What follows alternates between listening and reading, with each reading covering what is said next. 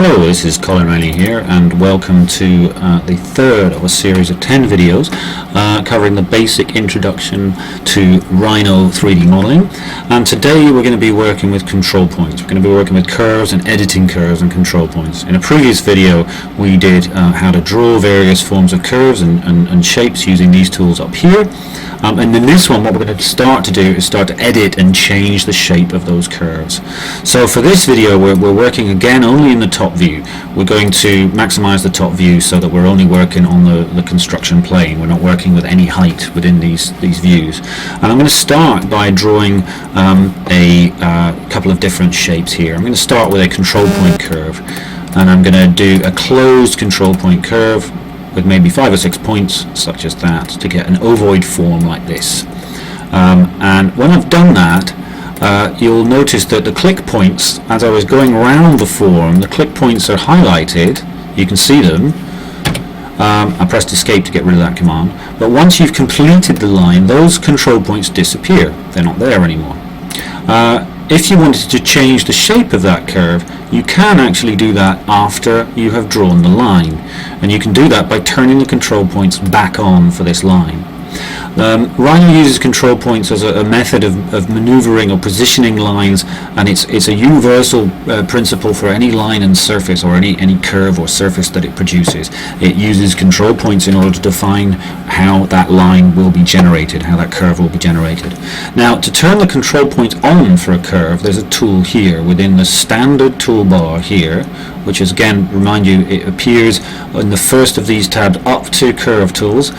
So if you click any of these, it will be the same. At curve tools, it will disappear and it'll be something else, and it's actually there again, it's there, but in standard view it's here, down here. And this is control points on. Now if you click control points on, Rhino will say select objects for control point display, and you select the object. Press enter when done. Now you can either press enter on the keyboard, or you can right click. When you right click or enter, you'll see the control points will appear, and you'll get these dotted lines around the outside which define where the control point's going and from and to, and those become useful when you've got complex curves with lots of kinks in them and things like that. You need to know which line it's going for. If you click a control point, you'll notice that the lines going from that control point go to Rhino's default yellow highlight setting. Any one of these control points will be clicked, and you can click more than one control point. If you hold control down, shift down, you can add to selections. You can select them all if you want to, or control will minus that selection. So you can remove the selection with control, you can add the selection with shift. Okay, and if you click away or anywhere in the space, it will deselect any of these things. Notice as well, when you've got the control point editing mode on, so this is control point edit mode set up, I'm in it there, you can't select the line. The line is not selectable. You can move the whole line by selecting the entire set of control points and moving the whole thing, because every single control point is moving relative to every single other control point, so the thing is not changing. But if you select one point and move it, you'll notice that the curve will start changing, and you can start moving the curve around and changing its proportions and its shape and so on and so forth. Also, you can cross lines like this. Look, if you go this way, you'll get this kind of strange crossing going on, with a line kind of figure of eights, and you'll see this is where you need to know which control point is which for which, especially if it's something like over here and these two are very close to each other. You need to know that's that one, that's that one. If Rhino's ever unsure, or if two things are very close together and it's unsure which one you mean, it will give you an option. This selection menu will pop up, and you can just scroll between the two options and you say, is it that point I want, or is it that point I want? That point is to do with this curve up here, this portion of the curve up here, and the other one, this one, is to do with this portion of the curve here. Okay, and you can see that by the way that it moves from control point to control point. So if we want to undo that kink that we've made in this, undo the figure of 8, I want that control point, and I want to move it back up here, like that. Okay, so understanding how control points work takes a little bit of practice. Understanding where to put them, again, takes a little bit of practice when you're drawing them, because they don't appear on the line, unless you do, as we did before, the interpolated line, which is forcing the control points through the line like this. But if you standard click the control point curve, you get a control point editing curve like this. Okay. You can have control points on for more than one object. You can just click the object you want. By the way, if you do the command, if you click the tool first and then it'll ask you for because nothing's selected, it doesn't know what you want to pick, so you have to select the object and then press enter. There's another way of doing it, which is to select the object first and then click the tool that you want, and that puts the control points up on it. So there's the control points on there. If you want to get rid of control points, you can escape, and that will get rid of the control points completely. That turns them all off. You can also right click on the tool itself. So if you click on these two objects, I'm going to hold my shift key down to select more than one object, and I'm going to left click on those, and then I'm going to right click on that. They'll disappear. Okay, so that's control point editing on curves and shapes like this. Now there's a few interesting variations here. These curves here are all very nice and smooth. If I was to draw a circle, for instance here, I'm going to start it on the 0 point and I'm going to draw it up like this. I'm going to hold my shift key down here to make sure it goes to the top, and there's my circle. Now I've got a circle. I can turn the control points on for that, but you'll notice that you've got a circle inside a square now. And if I'm to hold this point here and pull it up, you'll see that that is that's a sharp close. This one's a sharp close, this one's a sharp close, and this one's a sharp close. So the circle isn't a circle anymore, it's now some kind of strange set of curves. Okay? So a circle is made up of a series of arcs, or a series of quadrants, four quadrant arcs. It isn't in control points built up in a smooth way. So this control point will pull, but you'll notice that it kinks here and it kinks here. So in order to correct that, you can do various functions. You can rebuild the curve, and there's a number of ways of doing that. There's this tool here. If I'm to hold that one down, then there's a tool here which says rebuild curve, okay, which is underneath this one here, which is fillet curves, and there's rebuild curves. Or you can go to edit, rebuild, which is there. So I want to rebuild the curve. I'm going to go to edit, rebuild, and I want to rebuild it. Let's say select extrusions or surfaces to rebuild. Curves, extrusions or surfaces to rebuild. Well, I want to rebuild this one here, and press enter when done. And then it comes up with a little rebuild dialog box. It says point count. At the moment it's degree 3.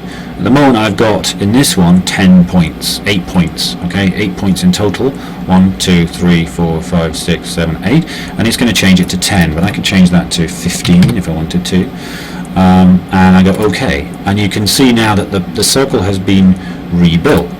I'll click OK, I'll get rid of that, there we go.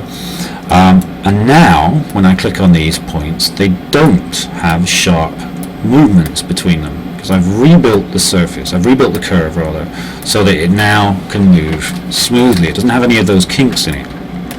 And that's quite a useful function when you're trying to work with, or when you're working with circles or circular objects and you've built it out of circles and you start manipulating it in Rhino, or manipulating it using control points. You'll find some of those, some of the seams will be very sharp. There'll be sharp edges to them. And if you want smooth surfaces, you're going to have to rebuild your surfaces or rebuild your curves in order to produce control points to edit them. There we go. Right. So that's rebuilding curves. Again, I'm going to escape that. Okay. Other areas of control points. Underneath this, there's a whole series of ways of adding and working with control points. So this here is the control point point editing part, and in here we've got points on and we've got edit points on. Now remember the curve here, which was an interpolated curve that went through the points, it was forced through the points like this. If I click that line and I click this tool here, which is edit points, you see those points that I click through appear. I can do the same with this tool here, and it produces those there. Now that's different to the control points. That one is different to this one. There. And this allows you to move control points in different ways. Okay, so these are line points rather than control points. Okay, So these are they're called the edit points. These are the control points, okay, or points. Points of selected objects. So there we go. You've also got here insert a control point or remove a control point. So if I wanted to take this object here and add a control point to it, it says select curve or surface to add a control point to. I want to add one to this one here, and then it says on the curve that I want to add it to. Well, I want to add it to this curve here, and I'll put another one in there, and another one in there, and another one in there. So you can add detail if you want to. If you've got a particularly detailed section of a curve that you want to create, you can add lots of control points in to those parts, and it will add these control points in, or these line points in to those parts there. This one here, insert, remove not, insert not. This one here allows you to insert a different type of control point. Put a few in there, and then we're going to turn the control points on for this curve here. There's the control points on. So these were the control points, these were the line points that I set up, and these are the control points that I've added, and these allow you to add softer control points that aren't forcing the line through. So there's lots of different ways of working on it, but essentially the way you need to think about it is that when you add a control point into a line, you're adding data, you're adding information to that line every time. So for instance, the simplest line you can make is 2 points. That's got two coordinates, a coordinate there, coordinate there, and it tells an instruction to draw a line between those two coordinates, and that's the simplest line that you can create. Incidentally, Rhino calls that a curve, whether it's a curve or not. It's just a curve with no curvature. Now if you're drawing an object or you're tracing something and you start tracing it with huge amounts of detail like this, and you've got hundreds of control points to go around the thing, and you're going around a very smooth line like this with hundreds of control points like this, and you're clicking all the time, you can hear my mouse clicking away there, and you get back to the beginning, then what you end up with is a very, very, very detailed and complex object. Each one of these control points contains quite a lot of data about how much weight it has to apply to the line, how much to pull it, so on and so forth. And each time you add one, you're adding data. Now a lot of these lines here are pretty useless. This one here, if I take this one here and I delete it, and I delete that line, the control point's back on here,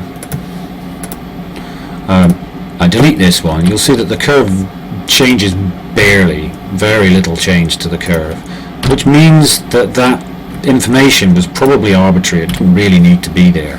And you also will end up with a much smoother curve if you lose less control points. Here's an example of that. I can create, if I create a curve here, let's do a control point curve with, say, 3 points. That's about as smooth as you can get. And I'm going to rebuild that curve. So I'll do this a different way here. I'm going to use the rebuild tool here. Rebuild this curve. It's got 3 control points. I'm going to change it to 15. Okay, so I've done 15. Now that's got 15 control points. We can see those by turning them on. Now that curve is not changed in any way. It's the same curve, but it's got more information to it. We can see that. We can give that more information. We can give that more curvature like that. I'll undo that. But there's a good example of the fact that you can take this curve, you can rebuild it again back to 3 control points, and it won't change it. Rebuild this curve. No, it did that there. Right, I'm going to rebuild this curve. There we go. And we're going to change it back to 3, and it doesn't change. Okay, so there's no need to have 15 control points on a smooth curve like that. You're just adding information in. If you need to have detail in the curve, you need to put control points in, but if you don't need detail in the curve, don't put the control points in. Because if you are doing something like an array or a loft of these things, and you're making 1,000 of them, then you're multiplying the excess extraneous data 1,000 times, and that's just going to make your files enormous and very cumbersome. So try and be efficient when you use control points. Smoothest curves will be created by the least number of control points.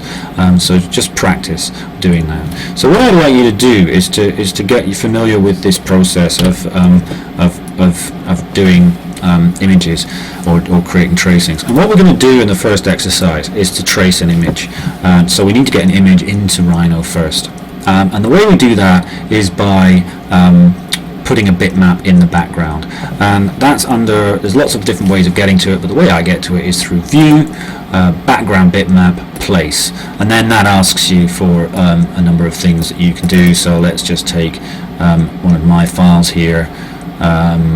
Let's go with